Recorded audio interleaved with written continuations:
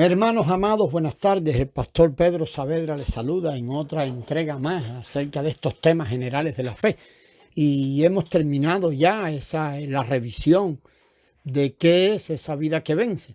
Lo que queremos entrar ahora y por varias entregas es cómo ha diseñado el Eterno para que experimentemos la vida que vence, que es su vida.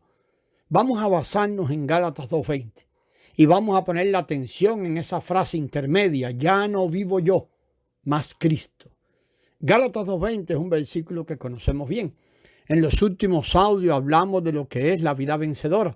Sabemos que la vida vencedora es Cristo y también que la vida vencedora consiste en que Cristo ahora vive en nosotros. La pregunta es, ¿cómo podemos entrar en la experiencia de esta vida? Cristo desea ser nuestra vida y de hecho lo es. Y puede hacernos victoriosos. Pero ¿cómo puede Él ser nuestra vida? ¿Cómo puede Cristo expresar su vida en nosotros? Hemos oído el Evangelio y sabemos que Jesús es el Salvador. Pero ¿cómo lo podemos tomar como nuestro Salvador, el Salvador de todo nuestro ser? Conocemos la salvación efectuada en la cruz. Pero ¿cómo podemos unirnos a esta salvación? La pregunta que estudiaremos en estos varios audios es: ¿cómo podemos unirnos a Cristo y qué debemos hacer para que Él llegue a ser nuestra vida y viva en nosotros? Estamos tratando de tomar el punto de vista de Dios, lo que Dios diseñó. Por eso vamos a estudiar Gálatas 2:20. No vamos a examinar ni el comienzo ni el final de este versículo. Vamos a comenzar allí en el medio. Allí encontramos esa expresión maravillosa. Y ya no vivo yo, mas vive Cristo en mí. Podemos decir, ya no vivo yo, mas Cristo. ¿Qué significa ya no vivo yo, mas Cristo? Estas 6 palabras significan victoria.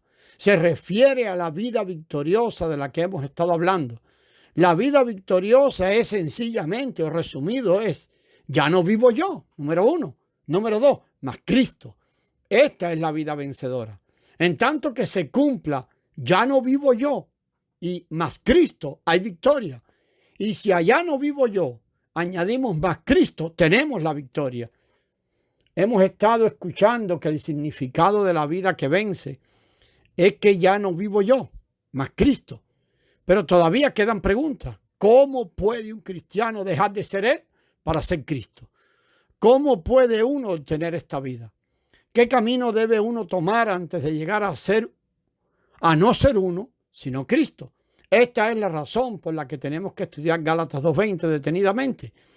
Gálatas 2:20 o según Gálatas 2:20, ya no vivo yo, mas Cristo se halla, como dijimos, en el medio. Antes hay una oración y después de esta frase hay otra oración. Tenemos que ver cuál fue el punto de partida del apóstol en el que él comenzó a experimentar ya no vivo yo, mas Cristo. Si podemos descubrirlo, si el Señor nos alumbra, podemos tomar el mismo camino y experimentaremos ya no vivo yo, mas Cristo. Por lo tanto, tenemos que atravesar por lo que el apóstol Pablo atravesó y seguir el mismo camino que él tomó. Su camino también debe ser el nuestro. Amado, esto no es nuevo. Muchos han tratado y recuerdan aquella frase del apóstol: imitadme a mí como yo a Cristo. Pero han tratado de hacerlo desde lo externo, han tratado de hacerlo según su propio entendimiento. Han tratado de hacerlo, más que todo, imitar actitudes del apóstol. Han tratado por todos los medios de ser como Pablo en lo externo. Y esto no ha funcionado. Ese no es el camino que el apóstol tenía en mente al decir: imitadme a mí. ¿Cómo no ser yo sino Cristo? Veamos ahora cómo puede uno experimentar no vivo yo, mas Cristo. Necesitamos comenzar desde la primera oración del versículo, la que está anterior.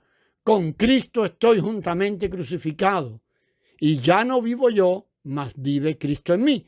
¿Cómo pudo Pablo llegar al punto en el que podía decir: ya no vivo yo, mas Cristo? Este es un pasaje muy conocido, realmente. Con Cristo estoy juntamente crucificado y ya no vivo yo. El yo queda excluido, pues está en la cruz. El yo ha muerto. Por tanto, puedo decir que ya no vivo yo. Sin embargo, esta no es la primera vez que usted escucha esta verdad en cuanto a estar crucificado con Cristo. Hace muchos años que estamos crucificados con Cristo y que lo sabemos. ¿Por qué la doctrina de nuestra crucifixión con Cristo no ha producido resultados? Piense, amado, ¿cuántos años ha escuchado acerca de la doctrina de la crucifixión con Cristo? ¿La has oído tal vez por los últimos 10 años, qué sé yo? ¿Cuántos años? Tal vez 20 años has escuchado esto. ¿Ha producido resultados en tu vida? ¿Cuánto ha obrado esto en usted? ¿Cuánto te ha guiado la doctrina de la cruz? ¿Cuán efectiva es en usted? ¿Tienes el poder que el apóstol Pablo tenía? Hemos conocido la doctrina de la crucifixión, pero realmente no ha producido un resultado en nosotros. Es posible que digamos que ha hecho algo, sí, pero ha sido tan poco que podría decirse que es insignificante. Ni siquiera podemos decir como Pablo, con Cristo estoy juntamente crucificado. Y todavía tenemos que repetir, y todavía podemos repetir la frase, ya no vivo yo. Tal parece que la doctrina no ha tenido mucho efecto. Deseamos ver hasta qué grado la crucifixión de Cristo debe operar en nosotros y lo que debemos hacer antes de poder decir que estamos crucificados con Cristo. Amados, cuando el Señor Jesús fue clavado en la cruz, nosotros no le matamos, ni nos matamos a nosotros mismos. Cristo murió allí y Dios nos incluyó en su muerte. Todos conocemos bien esto. Sin embargo, quisiera de nuevo preguntarle, si bien es cierto que Dios nos crucificó, ¿qué debemos hacer y qué proceso ha diseñado Él que debamos atravesar antes de poder decir en realidad que estamos crucificados con Cristo? Ya vimos lo que Dios hizo por nosotros, pero no vimos qué nos corresponde o qué parte nos corresponde a nosotros. Aunque vimos que Dios nos crucificó, no sabemos cómo debemos considerar nuestra propia crucifixión. Allí, ahora, quisiéramos ver cuál es nuestra responsabilidad en nuestra crucifixión con Cristo. Debemos comenzar por aceptar la evaluación que Dios hace de nosotros. ¿Por qué Dios o por qué crucificó Dios a Cristo? Cada uno de nosotros debe examinar esto cuidadosamente. ¿Por qué quiso Dios crucificarnos con el Señor Jesús? Ponemos un ejemplo. Una vez un ladrón fue declarado culpable ante un juez. Puesto que el crimen no era demasiado grave, fue sentenciado solo a 10 años de cárcel. Otro ladrón fue hallado culpable y el juez lo sentenció a muerte. ¿Por qué uno fue sentenciado a muerte y el otro solo a 10 años de cárcel cuando habían cometido el mismo delito? Porque todavía había esperanza en aquel que fue encarcelado. El juez todavía tenía esperanza en él. El país y los testigos o los miembros del jurado aún tenían esperanza en él. Aún existía la posibilidad de que este hombre llegara a ser un buen ciudadano. Todos pensaban que después de 10 años de encarcelamiento salía libre. Pero la nación y aquellos que estaban allí en el tribunal no tenían esperanza en el otro criminal. Pues según ellos había cometido un crimen demasiadamente grave. El país no deseaba tener esa persona y la única manera de castigarlo era sentenciarlo a muerte. ¿Cómo nos ve Dios a nosotros hoy? Él nos crucificó. ¿Por qué hizo esto? Mire, hermano, lo que va a escuchar, lo que le vamos a decir no suena muy alentador. No suena algo que nos va a levantar o te va a levantar la autoestima. Pero quiero decirles esta verdad, Dios no tiene ninguna esperanza en ti, no tiene ninguna esperanza en nosotros. Él perdió todas las esperanzas en nosotros. Dios considera nuestro caso imposible y sin esperanza. La carne está completamente corrupta y no existe otra solución que la muerte. Ni la obra del Señor Jesús, ni el poder de Dios, ni el Espíritu Santo pueden cambiar nuestra carne. Ni leer la Biblia, ni orar pueden cambiar nuestra carne. Lo que es nacido de la carne, carne es. No hay esperanza y la carne nunca puede cambiar. Dios ha juzgado que la muerte es el merecido destino de la carne. Dios perdió toda esperanza en nosotros. Por tanto, nos incluyó en la crucifixión con Cristo. No tenemos esperanza. La única solución es la muerte.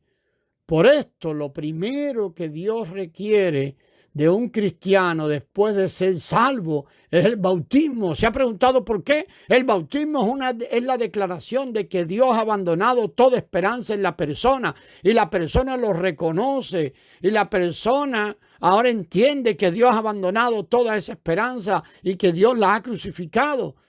También es nuestra declaración o la declaración del que se bautiza de que debe morir y de que le pedimos a otro que nos quiten de en medio y nos entierren. Hay un entierro en el bautismo.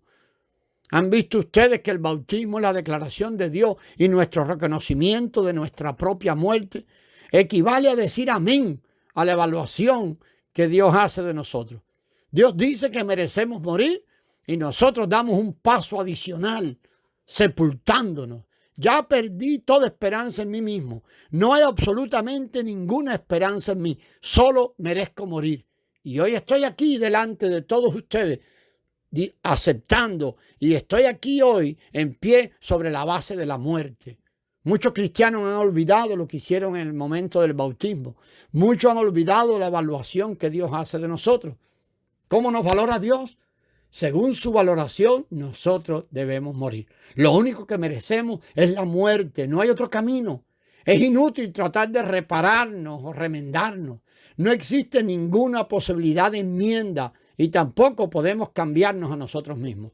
Somos completamente inútiles y no hay otra cosa que podamos hacer excepto morir. Por consiguiente, Dios nos incluyó en la muerte del Señor Jesús.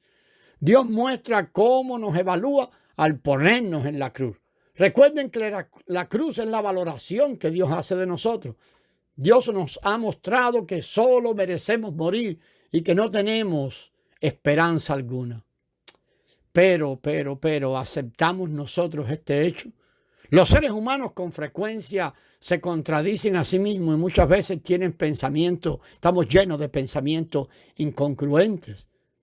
Por una parte decimos durante años que estamos crucificados con Cristo, pero por otra seguimos abrigando esperanza en nosotros mismos. Ponemos mucha atención a nuestro comportamiento. Por un lado pensamos que no podemos hacer nada y por otro esperamos un día ser capaces.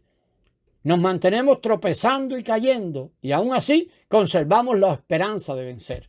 Amados, en el próximo audio vamos a seguir. Gracias y paz.